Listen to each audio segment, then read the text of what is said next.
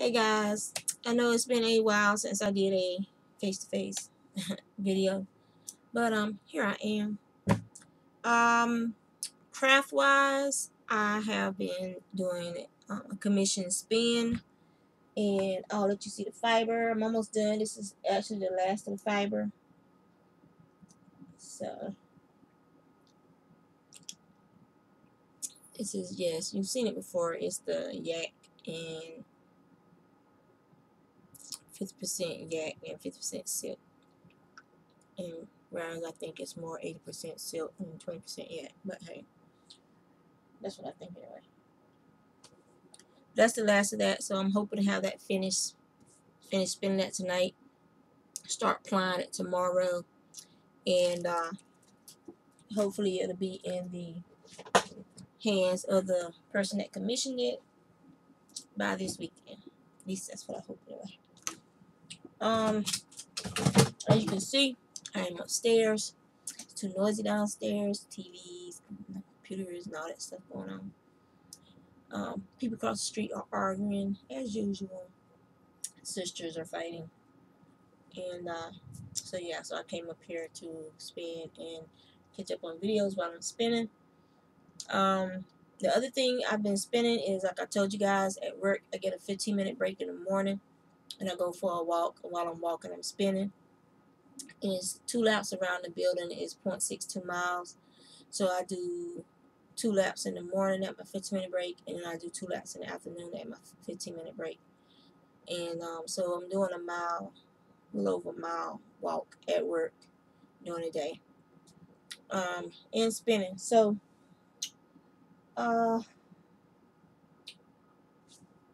I've been spinning 4 ounces of rosy that was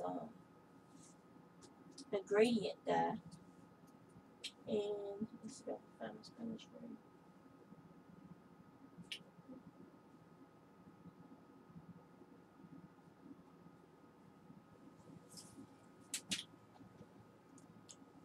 Okay, let me move this out of the way.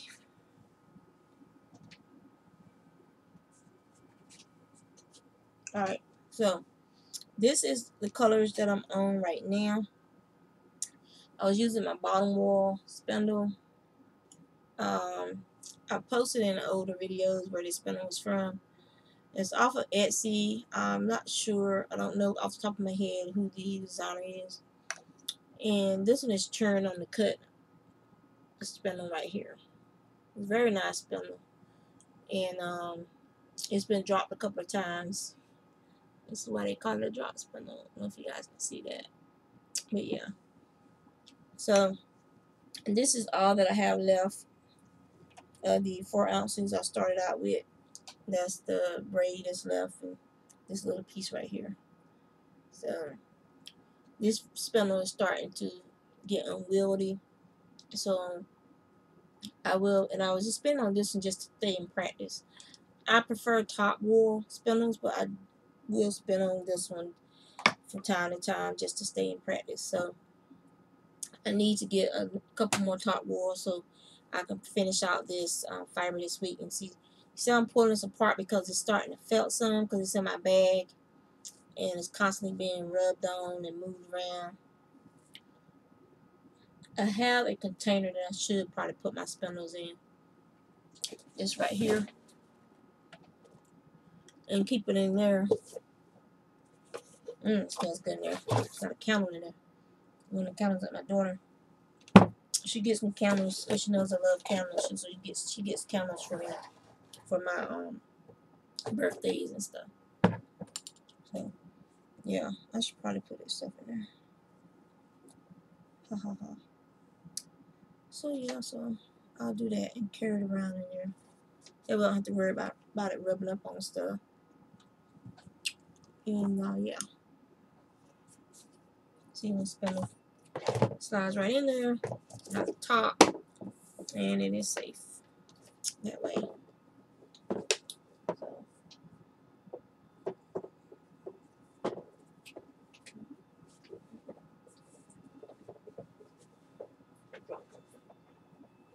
Alright, now, as far as knitting, if you follow me on Instagram, you saw the owl that I did. I forgot to take a picture of a shawl. It was a triangle. It was a crochet triangle shawl with the shell border.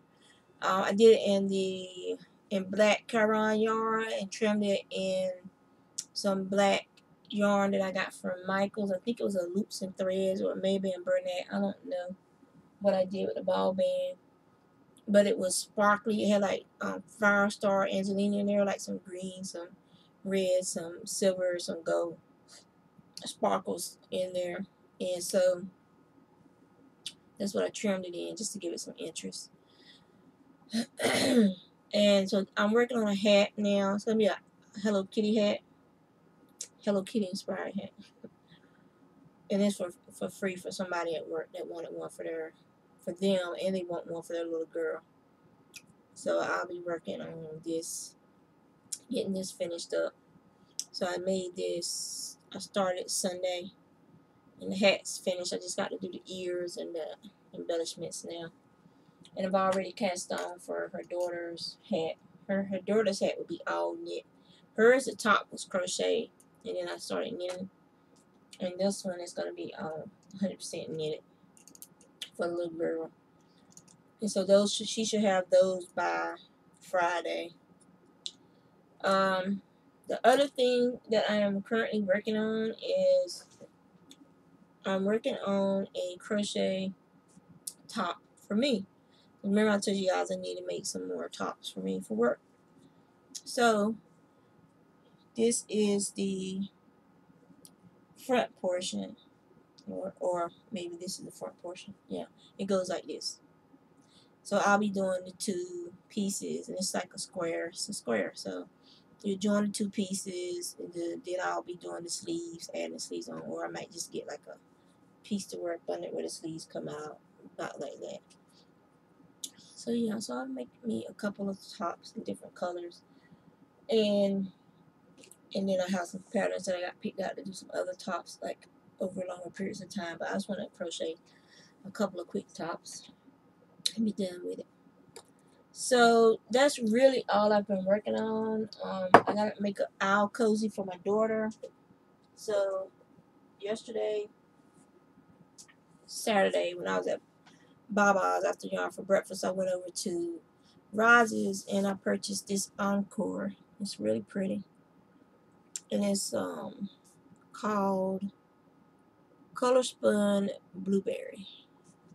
I don't think it looks very blueberry-ish myself. I think it looks more of a, not a blueberry. It doesn't make me think about blueberries. But I'm going to put it with this orange. So I will do the actual owl and the orange, and I'll trim it with the blues. So I'm going to do that for my daughter, my oldest daughter. You know, I have 3 of those things, and then I have one boy. The other purchase I got was this Mad Tosh in the ginger colorway. I love this colorway, and now I gotta figure out what I'm gonna do with it. It's gonna be something for me. It's 210 yards, and yeah, it's 100% merino. So whatever I make, and since it's a single ply, one of those thick, kind of felted single plies, I know I don't want to make something that's gonna be worn a lot because it'll probably peel. So I need to figure out what I'm gonna do with that. But I just couldn't. It's just too pretty. And I got that from Baba. It kind of got a vinegary smell. Yeah, it's a cheap too. And maybe it's just me, but it's not as soft as what I would be expecting from merino. So it's not a high micron count merino. So, but then again, maybe I'm just a little out of touch with touch since I've been handling a lot of silk and alpaca fiber lately. So, if you're local to this area, there are 3 new braids of roving over at Baba Sheep Yarn Store. It's the faux cashmere, so get it while you can. Apparently I have a fan now, and they've been buying up my roving. Thank you very much. I appreciate it. So I gotta start dyeing some more like exotic rovings. Well, I would think that someone people would want to purchase like the workforce roving to do stuff like, you know, spend for socks and spend for hats and stuff like that. I mean, it's nice having the fancy stuff too, but it's the workhorse stuff that, you know, you get to wear all the time. So, so that's pretty much what's going on with me, craft wise. I haven't really done a lot. I've done a lot of, like, I've been doing shawls. I've been on the shawl kick and like bottle. I didn't show you guys my bra sticking to my side, so excuse me. But I've been doing like water bottle cozies, and I did one in stripes. It was, I don't know if I showed you guys. I think I did. It was in Dallas Cowboys colors, and I think I showed you guys that one. But this was what was left of that skein when I finished it. It's enough to do another one actually. And then I did one and another one in the black light colorway. That's all. I think I got another skein of black light somewhere. I remember my husband buying it. When we went to Michael's, he pointed out somewhere we went. So it's somewhere. It's probably one of his drawers. But I really gotta get back to crafting. As well as, you know, gardening. But my job, sometimes when I get home, I'm sleepy, I'm tired. I just want to go out, do my gardening, and then just veg out.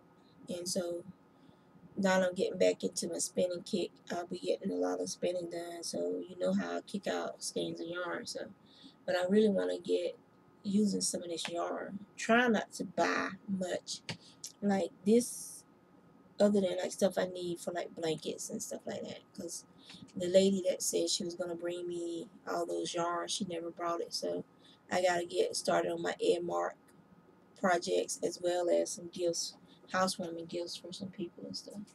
So that's really, God, it smells good. All this going on, and I better not sit up there because if it falls in a break, I have to find somewhere to sit this somewhere safe, somewhere that's mushy proof, which is part of the floor. The floor is mushy proof. And she is growing by leaps and bounds too. Mushy is. So yeah, boys and girls, that's pretty much it. Art wise, I've just been doodling at work. I don't even have any of the stuff I've been doodling up here. One of them is a sunflower. It's down on the refrigerator. Some other just like some eyes and just random Zentangle looking stuff. And because I have no time for doing it at work. So yeah, that's really all that's going on. I will be like supposed to get some rain, and I've been checking the radar, and it's looking kind of nasty headed this way. And I'm hoping that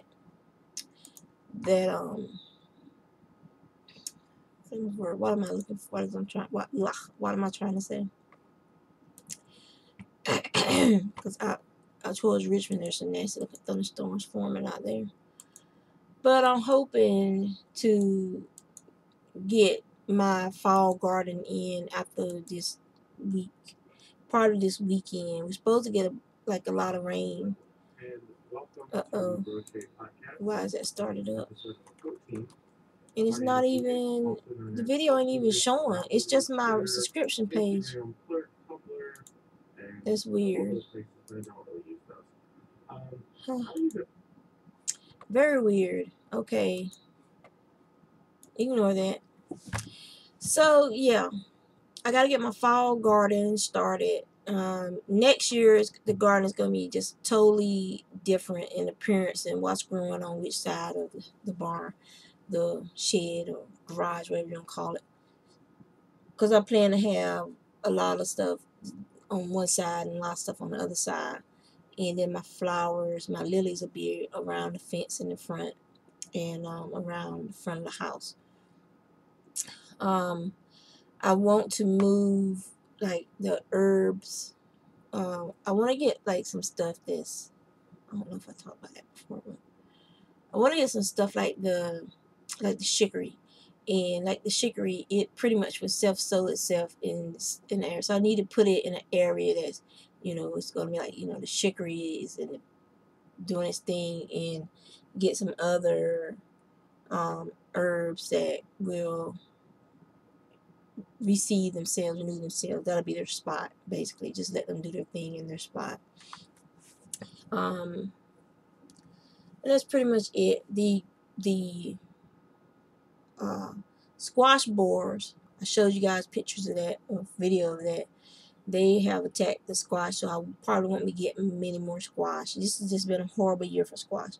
And squash borers are a moth, actually. And so next year, I don't even know if I'm going to plant squash next year. I probably won't plant like zucchini squash and crookneck squash. I probably won't even plant those next year, because what's going to happen is any squash borers that survive when I pull up these plants, they're going to go into a pupa stage down in the ground, and they'll hatch. And so next year they'll be hatching, and then they'll find, as adults, they'll find my squash, and then the cycle will start all over again. So I'm not going to have any zucchinis next year. I'm going to skip a year. And then I haven't seen that they are attacking the Crochet squash plant. So I'm going to research plants that are more resistant to squash borer attacks, or that squash borers just aren't particularly fond of. I want to grow some banana squash. I think it's called banana. These are the big pink looky squash. And I want to grow some of those Italian squash that you have to they grow, they hang down, they get like 2-3 feet long. I want to grow some different varieties that are prolific, but that are more resistant to squash borer attacks. I would think, being up here, well, I'm not sure. Oh, I'm sorry. Me and yawning when doing these videos, but I'm not sure. I'm just not sure what it is about Virginia that squash borers love. I do not remember seeing our squash under attack like that when I was in North Carolina, when I was growing up and everything. I just simply do not remember the squash being, attacked like that. So I got to do some research and figure out what to do. Look for some homeopathic remedies for those as well. The other thing I noticed is that the cabbage butterflies, they do not bother the kale like they do the rutabagas, the mustards, and the collards. And even in that family, they don't bother the rutabaga as bad as they do the other greens that I grow. Like the broccoli, they eat those up. The mustards and the cabbage and all that, they eat them up. But the kale, they don't seem to bother the kale as bad as they do the other ones. So I will probably be growing more kale and rutabaga as greens than I will be growing some of the others. And the rutabaga greens are absolutely delicious. They are, as of to this date, my favorite greens, since I grew those 2 rows to use as greens. They are just absolutely delicious. So you get the root vegetable and you get those greens, and you can sow them. You can sow them just like you sow the mustard greens and the collard greens, and you can harvest them in cook pots of the young tender greens, and then you can save some or transplant some to actually grow into the root crop. So I think by far it would be more beneficial to me and my family for me to grow rutabagas, that we'll get a root crop and we'll also have the greens. Whereas, growing the mustard greens, you have just the mustard greens. Granted, they are prolific and they grow fast, but they also, when the heat, they bolt fast and they die fast. Whereas with the rutabagas, I haven't had that problem. corn, I'm not sure what is with my soil and corn. The sugar cane, which is a grass species, you know, sugar cane's growing fine. The corn didn't even germinate. It didn't germinate in the ground. And the corn that I germinated, make sure the seeds are still good. They germinated in the cups just fine. But then when I planted them, they died. So it's the soil. It's something about the soil. But in the same place that I planted the corn, the sunflower is freaking huge, freaking mungus. So I don't understand. Or maybe it could have been a predator going out there at night, a crow or not a crow, because the crow's probably roosting, but something probably went out there, could have gone out there at night and scratched around and found my corn seed. That's a possibility as well. I just, yeah. It is what it is. You know, I'm not a love. I like corn, but I don't like corn getting caught in my teeth. So corn and just certain things I avoid eating, and unless I just want have a taste for it. Some because it gets, I don't like that stuff getting caught in my teeth like that. I know it's kind of weird, yeah, but that's just me. I don't like corn on the cob that much because of it getting caught in my teeth, so I rarely eat that. I rarely cook it and I rarely eat it. It's just me. I realize I have some issues.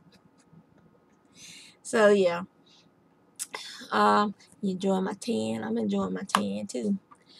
I've been doing a lot of walking, and it's funny how you miss things. Like you'll be walking, I'll be walking, and you want to jog, but I know I can't do that because I end up Friday in the hospital in a day or two getting surgery on my leg or screwing up my knee and needing to get more shots this year and stuff like that, and I'm trying to avoid that. So it's like you have to stop yourself.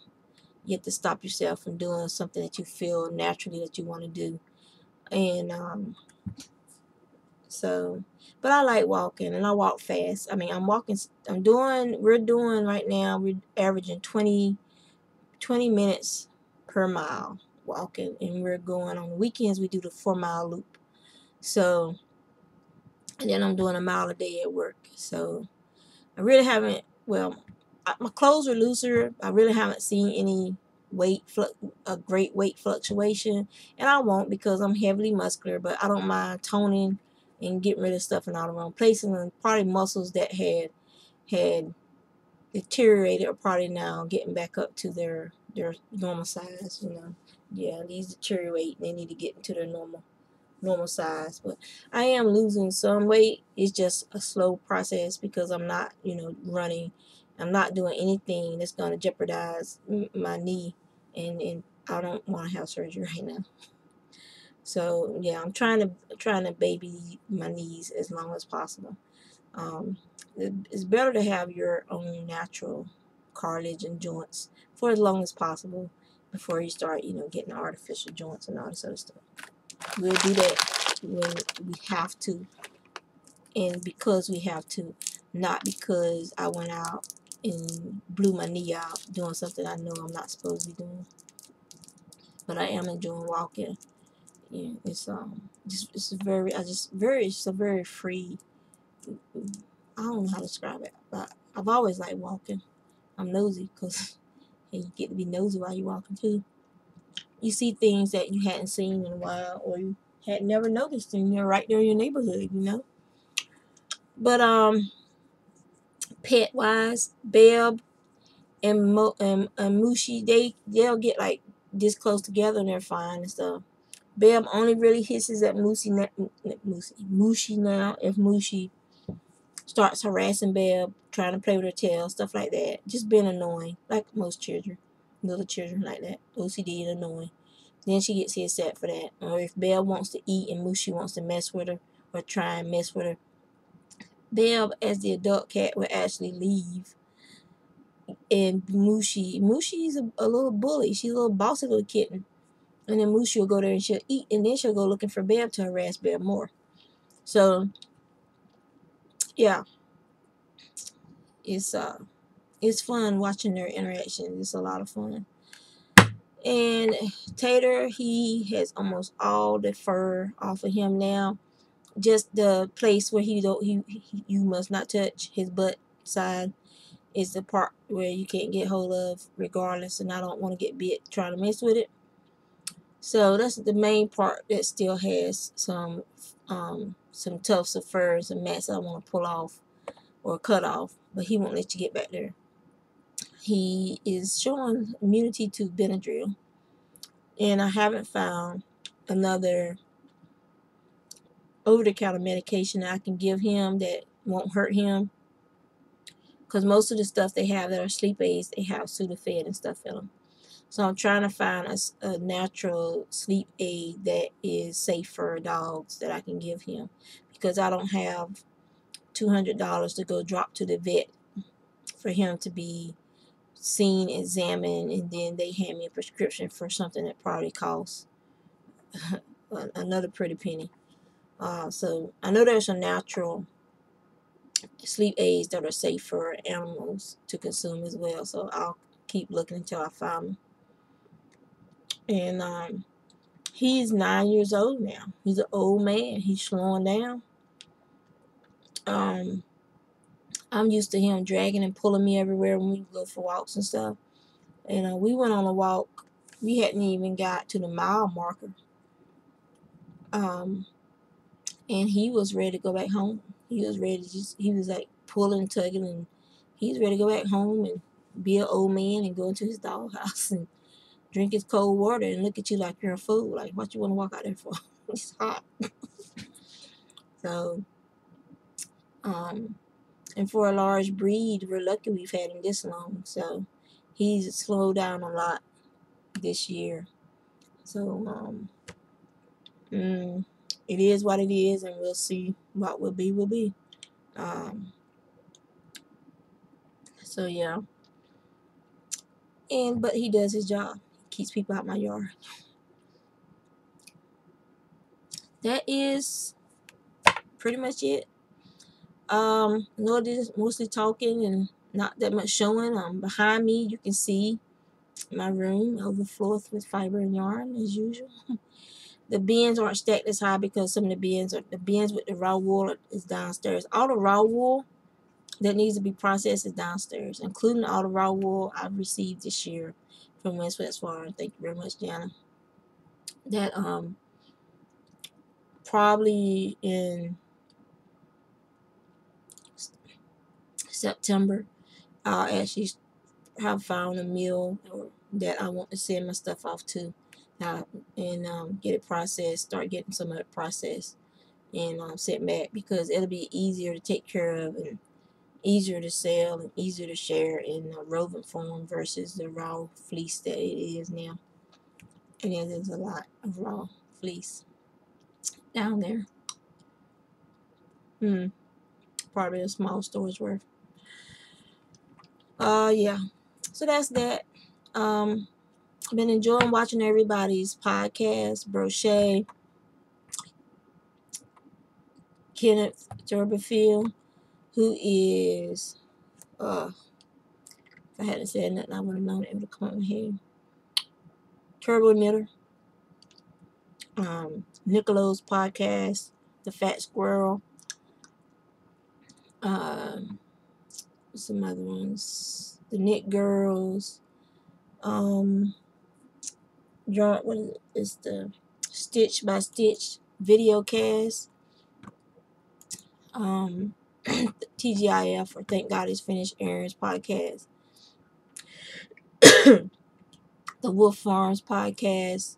The Knitting in Circles podcast, Dramatic Knits. Me and my dog and some yarn. Smells Like Yarn podcast. Knittables. Pinhook and Needles. The Sheepish podcast. Moms with Yarn. Sharon, one of my fans there. She likes the fiber and stuff, so yay, Sharon. And those are some of the ones that I watch regularly. Decline.